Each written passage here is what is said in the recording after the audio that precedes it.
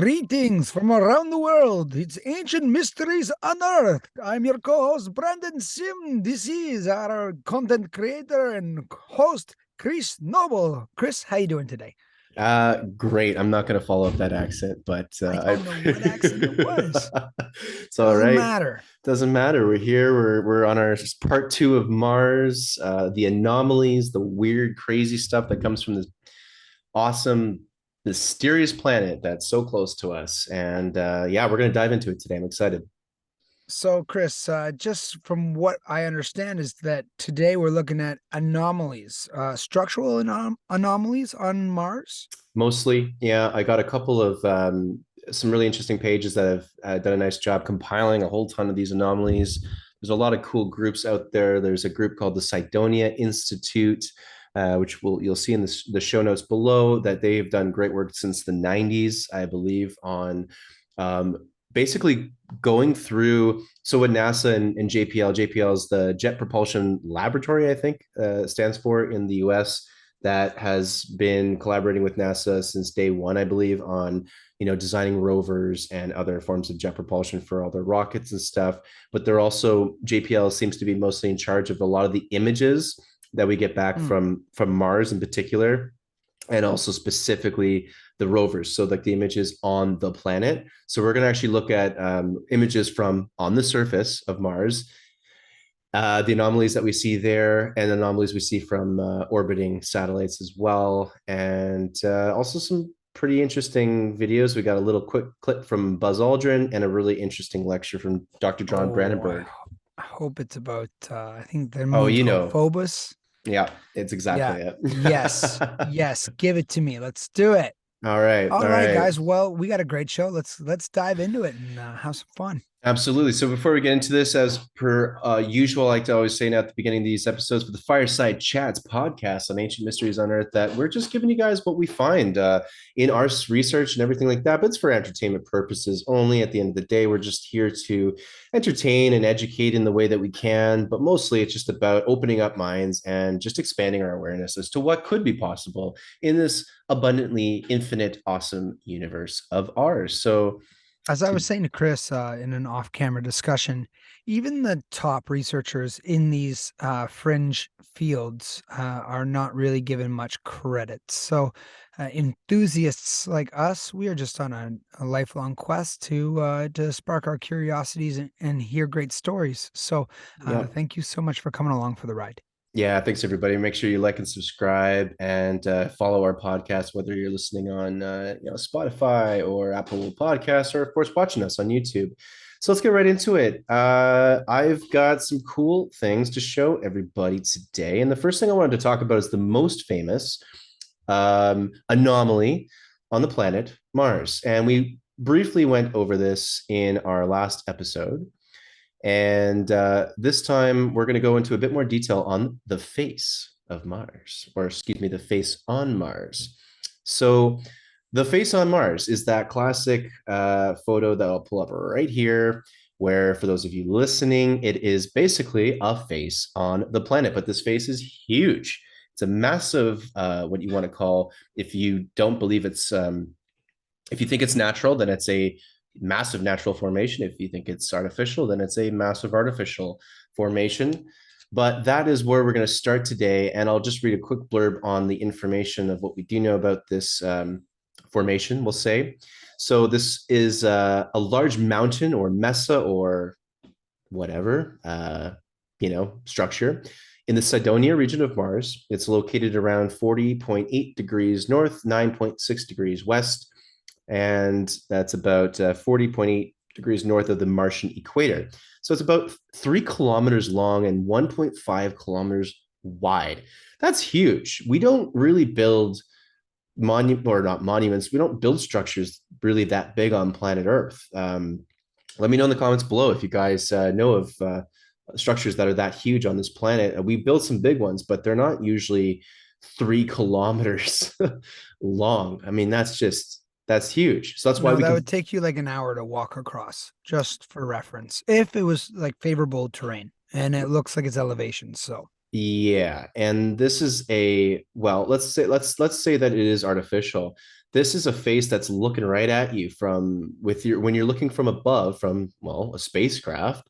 You're looking right down on the planet, and this face is looking right back at you, especially depending on the time of day when the light is hitting it at the right time to give it those clear eyes, as we're seeing right here. Is the images that are so famous: the eyes, the nose, the mouth. It's a face on Mars. So what are we talking about? This was photographed for the first time July 25th, 1976.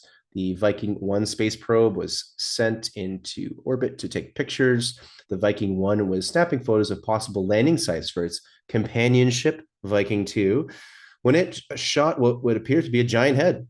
The Viking spacecraft beamed the potential landing sites back to Earth, where NASA planners poured over the images to find a landing spot. And when NASA scientists first saw the head facial features, well, they thought it was a neat coincidence. The decision was then made to release the images in hopes of spurring the public's interest in Mars and space exploration in general, and to give NASA some credit, which I don't usually do because I think they could be giving us a heck of a lot more information. But anyway, thank God they released that because it did spark a lot of interest. And that's really what got a lot of people into the whole research of Mars, but not just Mars, the anomalies of Mars, and even crazier, archaeology on Mars. I mean, unbelievable that that's even a thing. And it absolutely is because we're going to go over a lot of that today. It does make sense. I mean, it Come really on. does. Mars feels like we always talk about it. We talk about Mars in this sense, as oh, well, if we were to ever go anywhere else, like if there was ever going to be a civilization outside of Earth, it would obviously be on Mars. Mhm. That's kind of our perception as a society as a whole here. So, is that because kind of deep down all know there maybe was something on Mars before? I mean, check out our last episode, the CIA releasing remote viewing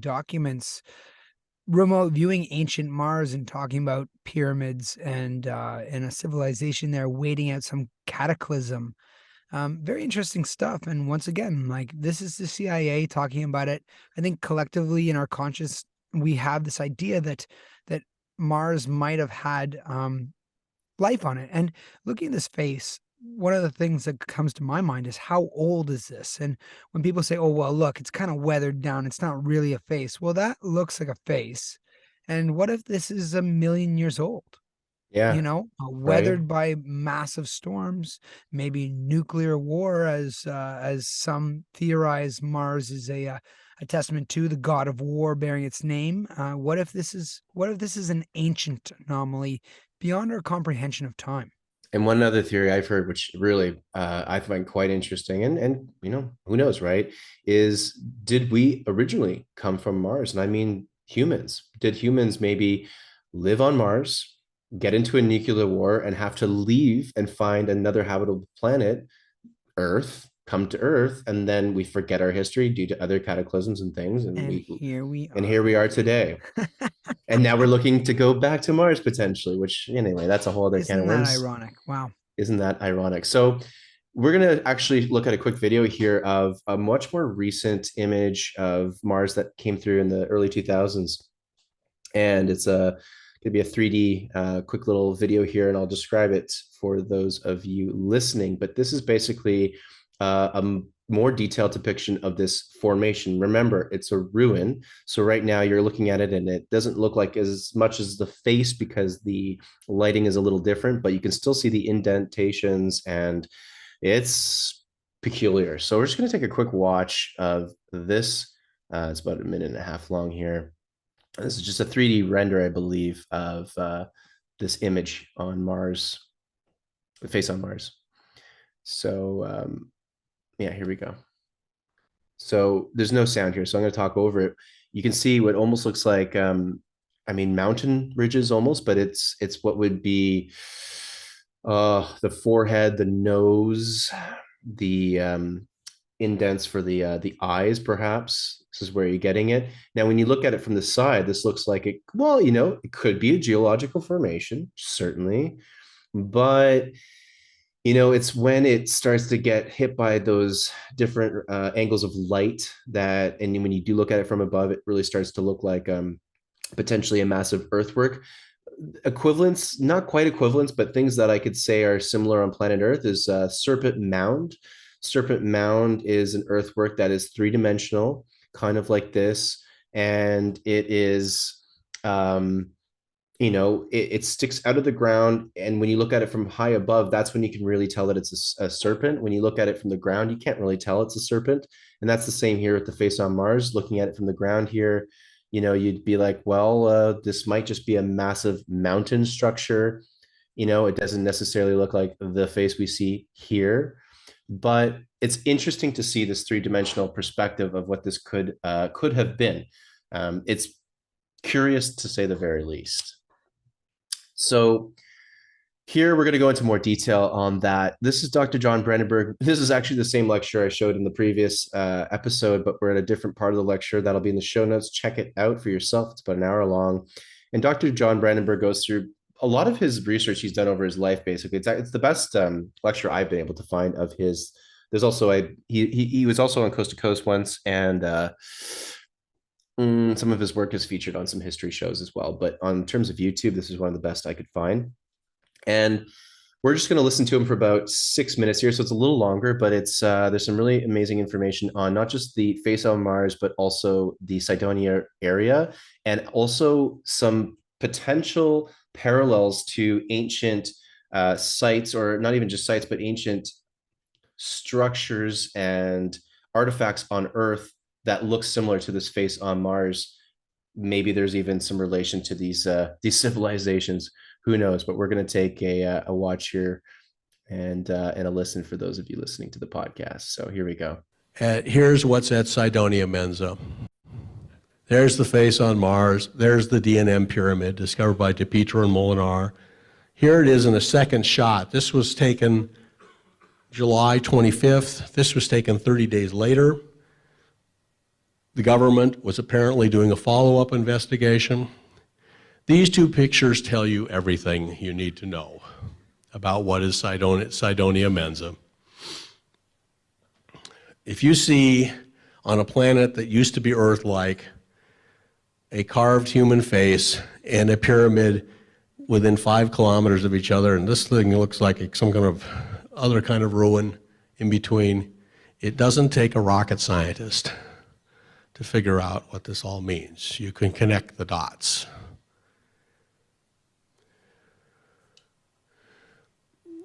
Most people who have followed the Cydonia controversy know that NASA supposedly took this picture to lay the whole problem to bed, put the whole problem to bed.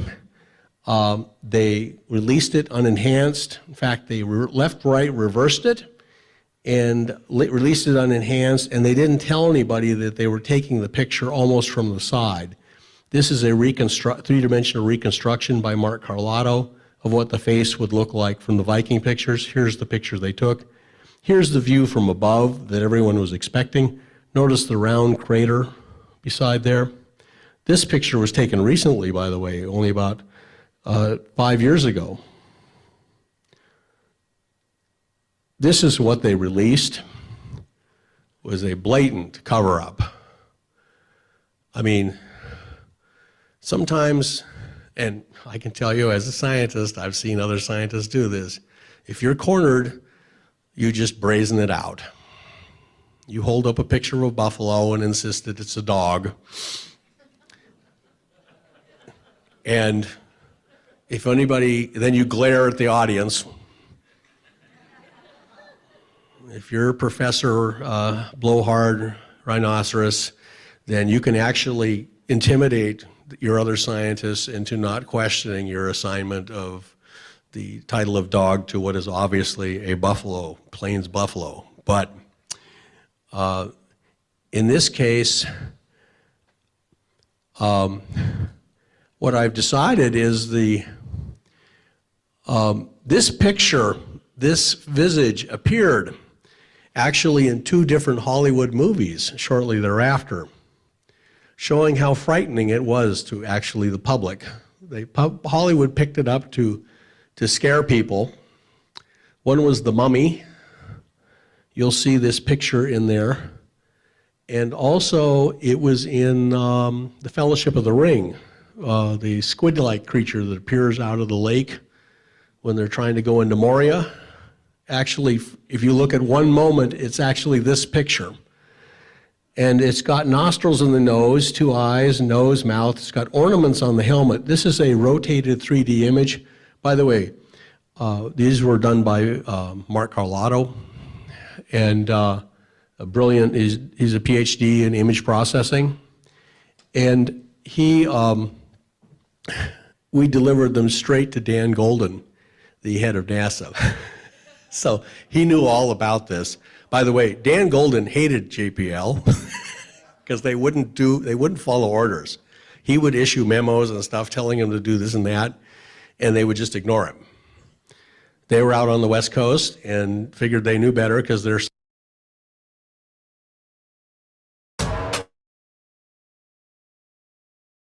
Just going to let this ad run for a second. Sorry, folks, for that. Yeah, so the theme, the theme that I'm hearing out of this is some of the cover-ups of the powers that be, right? The suppression and doctoring of these documents, and it makes sense if I was in a power, and frankly, people always wonder about like images from space, and the thing is that we don't have amateur astrologists with telescopes on Mars. We don't have access to that technology yet. Perhaps one day we will, but for now we are at the mercy of kind of we're at the mercy of a certain level of trust with our superiors when it comes to our images and our abilities to access resources about anomalies in space. And if they wanted to, for sure, they could doctor it easy enough. I often wonder about that. How could you airbrush out photos? You could do it of Earth, frankly, little on Mars. So, I mean, I've heard this so many times. It's especially when I've listened to podcasts of these people like Dr. John Brandenburg, Mark Carlotto. I've heard them many times speak, and they just continue to. Oh my God, they're so frustrated with JPL and NASA just airbrushing and really just distorting these images beyond anything. And it's usually the ones where there's obviously evidence. All of a sudden everything gets pixelated, all of a sudden the resolution on these highly advanced cameras, highly advanced, high resolution cameras, all of a sudden it looks like you're shooting out of a cell phone from the early 2000s or something, or worse, so it's interesting. I don't want to waste time going down that rabbit hole, but it's absolutely a phenomenon. I've heard a lot of things about the Mars filter, that whole red desert look all over Mars isn't even necessarily accurate. It actually looks a lot more not necessarily as colorful as Earth, but certainly not all red and orange. It's got a lot more color to it, a lot more Earth looking actually. So I'm going to finish this up. There's like 3 more minutes here. And he gets into some interesting comparisons to the face on Mars and ancient civilizations here on planet Earth. It's really interesting. Yeah. So before you press play, I was just going to say, it's striking. I know the Cydonia region is this treasure trove of anomalies, and when you see the face so close to that pyramid, or pyramid-like structure, it kind of remind you of Giza and the Sphinx a bit. I'm sure that's where he's going with this, because he says you don't have to be a scientist to figure that out. And as soon as I saw how close it were, I was like, whoa, okay. You have one anomaly. Okay, you got one anomaly. You got 2 anomalies. And I know in the Cydonia region, there's whole compounds of anomalies. Yeah. So, I mean, once we start getting past that, okay, it's 1 in a million shot. And this one's also a 1 in a million shot. And this one's a 1 in a million shot. And this one's a 1 in a million shot.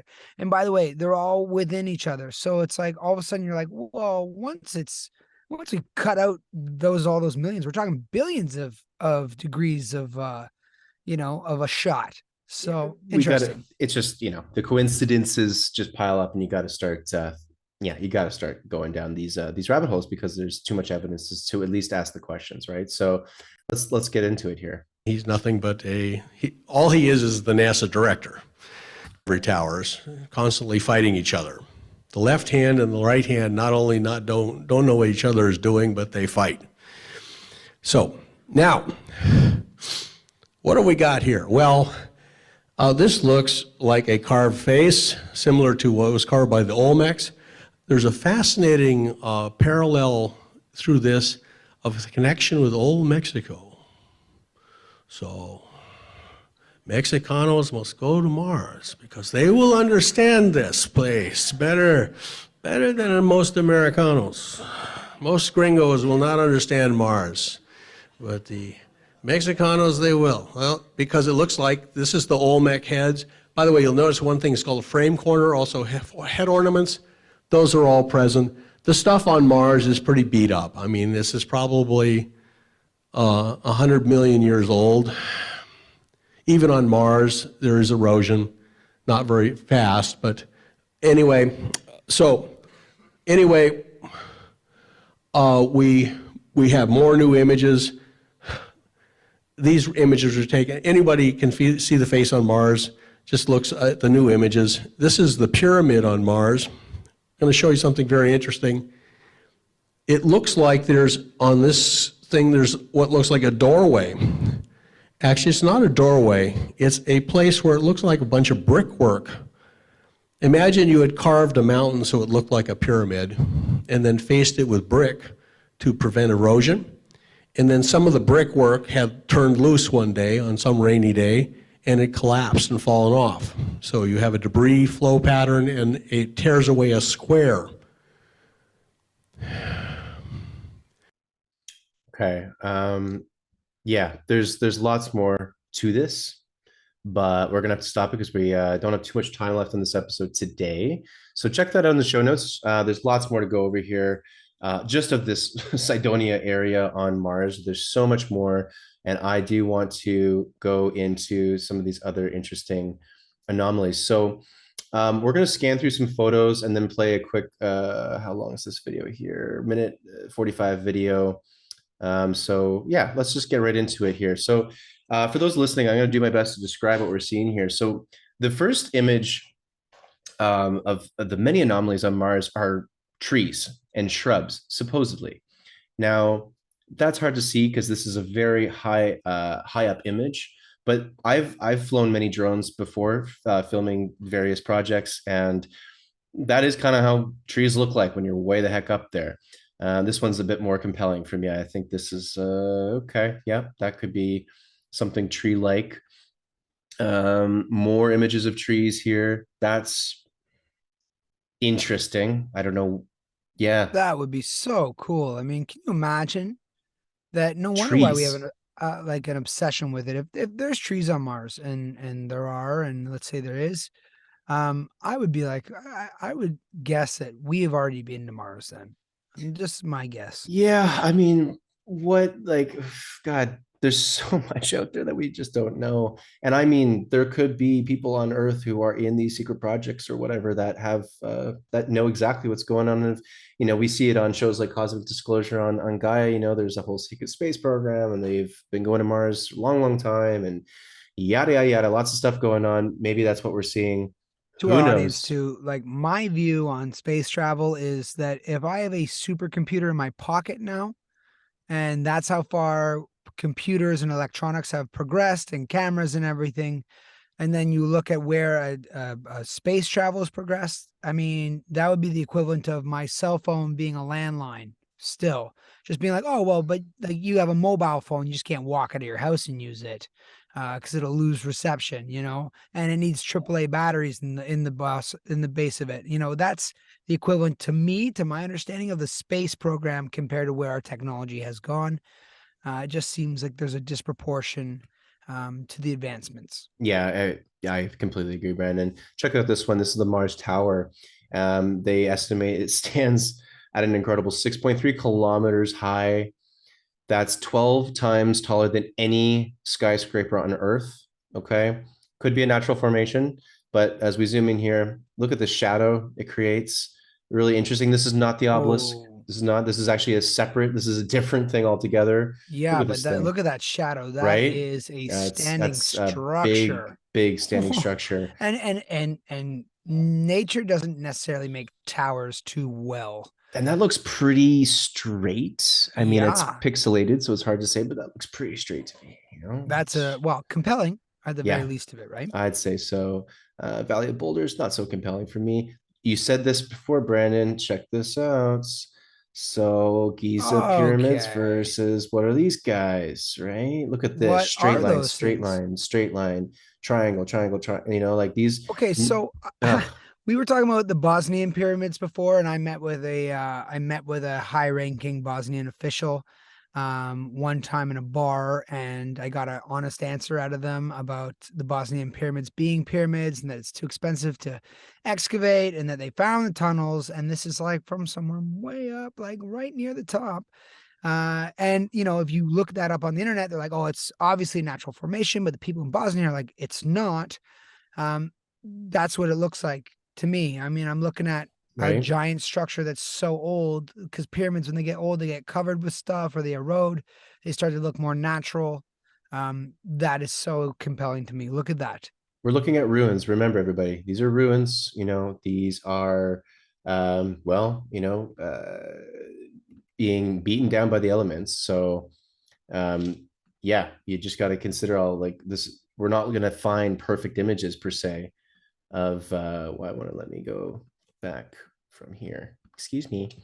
Yeah, you gotta consider these things. So as we continue down this, oh, there we go. Okay, so we're back at the pyramids here.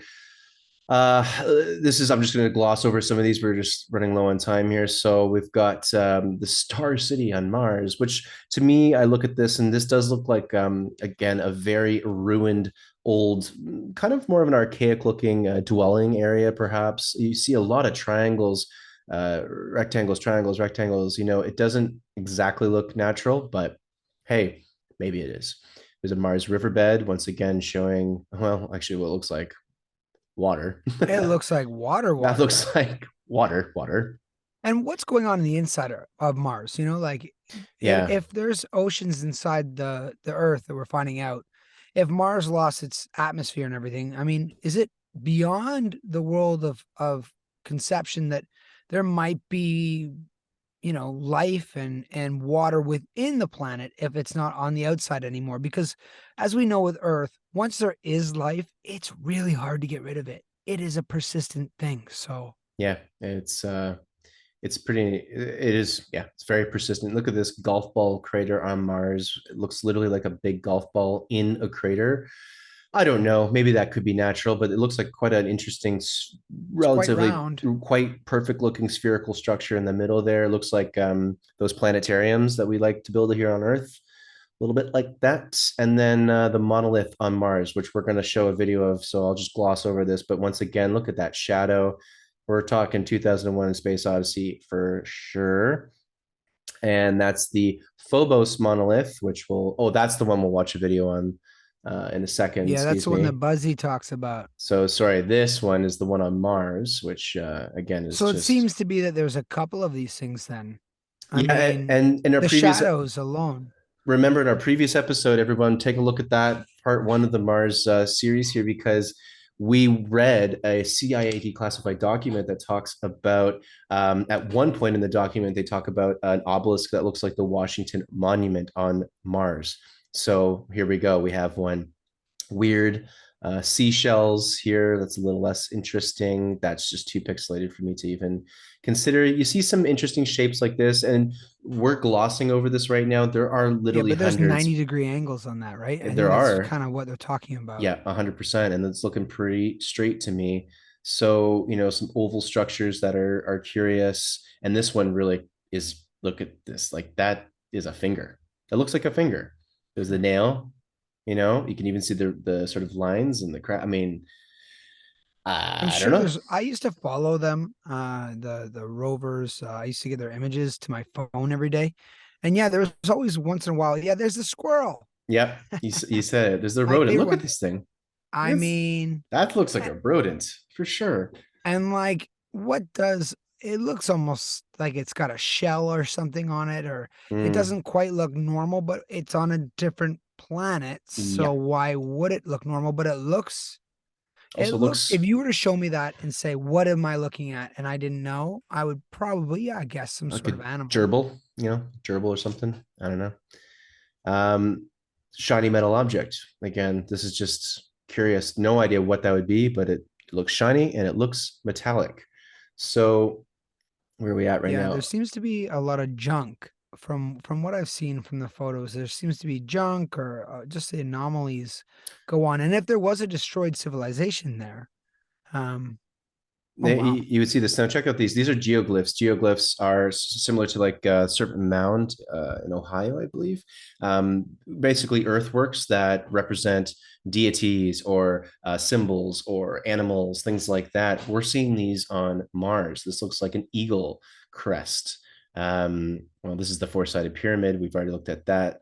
Looks like the Pentagon or a pentagonal formation here.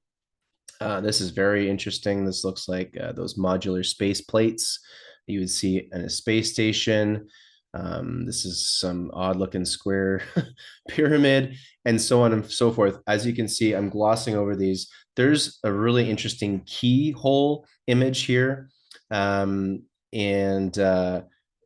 I'll gloss over this, but basically this a researcher, I think this is what George Haas has looked at this image of what he thinks is a keyhole type of a massive object on or a structure on Mars, and he actually compares it to a site here in. You can see a smaller image of this. There looks like a exclamation mark, like a big exclamation mark, which is, I mean, it's huge.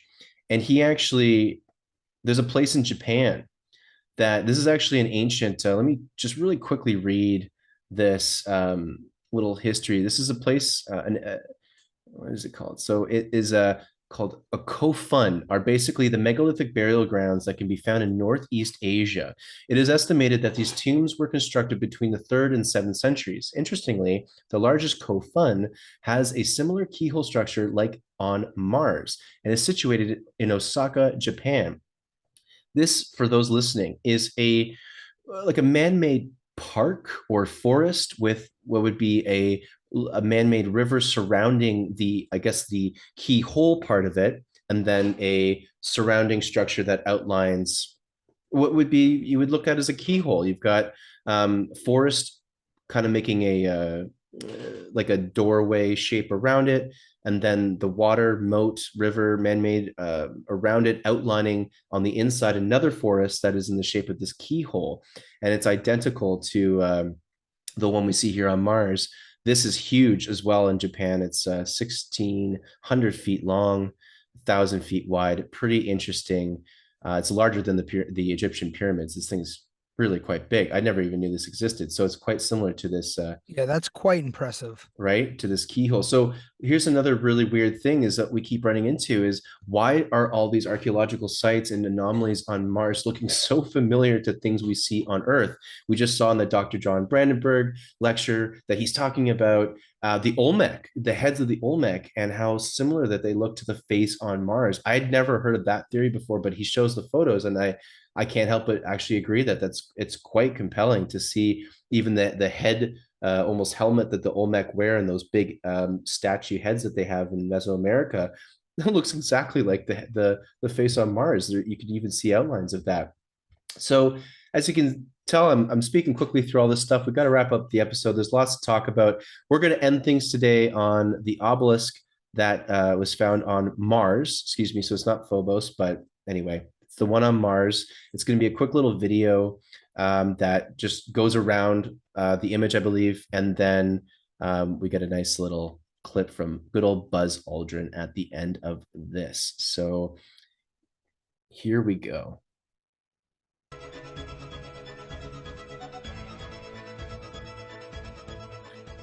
And so right now it's mostly just music playing. So we're zooming in, as you can see, to this image on the right-hand side that is this, protruding, huge, rectangular shape coming out of the ground. It's completely anomalous to everything around it.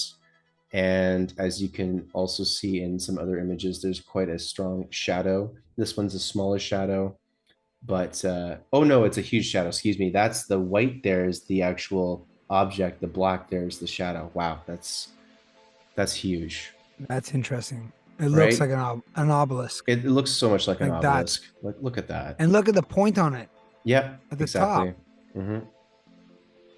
These are different, obviously, just different resolutions, different enhancements.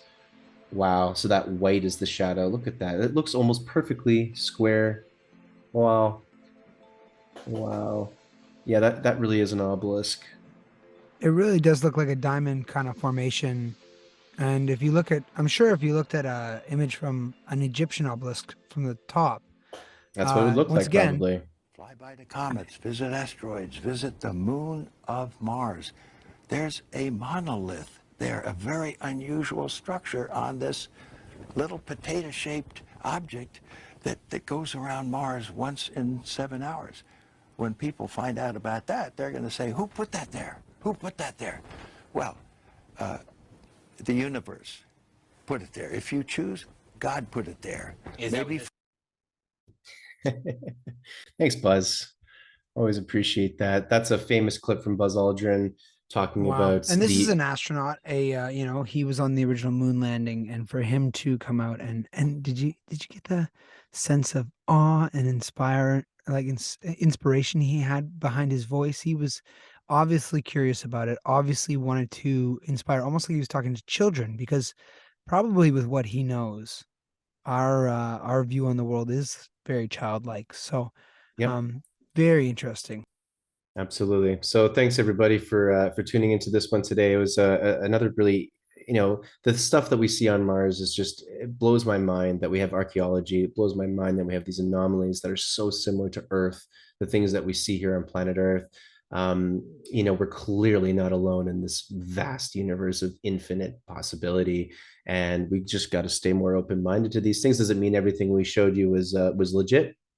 100%, probably not. Some of it may have been land formations, but at the end of the day, there's some of these things just absolutely scream artificial, and it would be unscientific of us to not investigate any further into this stuff. So there you And go. Chris, I wonder too, all of us who are now, we're in 2023, and still I read articles saying, most scientists agree that there is probably life elsewhere in the universe. And they're starting to say like, oh, if you don't believe there's life in the universe, you're probably mistaken on that. We are so hesitant to expand uh, our narcissistic view of the universe. And I would be shocked if the planet Mars didn't have some form of life. And I would be shocked also if it was just, microbes. So Yeah. we'll see what happens in the next, 100, 500,000 years when we look back at this period when we're just scratching the surface of the amazement of our capabilities as a human race, and think about how our revisionist history might laugh at us saying, isn't it curious that these might be anomalies? It's Well, just I interesting. I just see the image of planet Earth not too far in the future being a multi-species planet with all these other races of ETs all living together, much like we see in so many Star Wars, Star Trek, all the sci-fi films, TV shows where everyone's intermingling.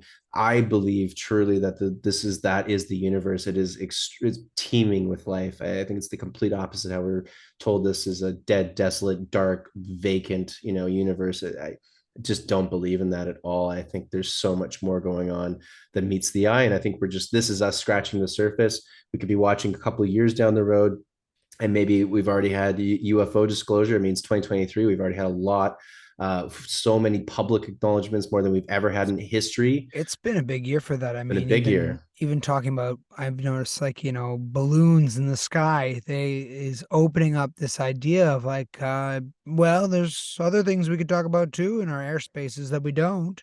Yep. So it's very, very interesting. So makes for great stories, makes for great curiosity, makes for more questions. We're not getting answers, we're getting more questions, I find. Yeah. So and thank you so much to our viewers for coming along for another wild ride with us. To thank you to our content creator, Chris Noble. Check him out on Chris Noble Music. Ancient Mysteries Unearthed is his baby and child here. And if you'd like to support it for 33 cents a day, you can support our content creator. as he travels the world looking for more and more anomalies. And Chris, thank you so much. Stay tuned. As an insider, you'll get exclusive interviews with higher ups and poor little Brandley boy here. We're talking about amazing people at the cutting edge of their fringe works. And I use that fringe in a respectful way, because the society as a whole often puts us off to the side when it seems that if you have too many questions, you're on the outside. And it's just so amazing to ask those questions. And I really do think that it's the recipe for a golden age. And I appreciate your curious minds being here with us.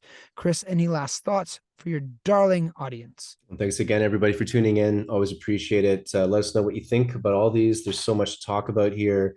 So let's keep the conversation going. And as always, we just appreciate you watching and tuning in. And yeah, stay kind, stay curious, stay open-minded, and we'll see you in the next episode. Thank you, Brandon, for your co-hosting amazingness. It's my pleasure. The pleasure is hanging out with you and seeing all the engagements from all of you, our listeners. You guys are lovely. I find so many creative, amazing minds, and I can't wait to see what we inspire next. So thank you so much for your time and hanging out with us, and we'll see you on the next one. Take care, everybody.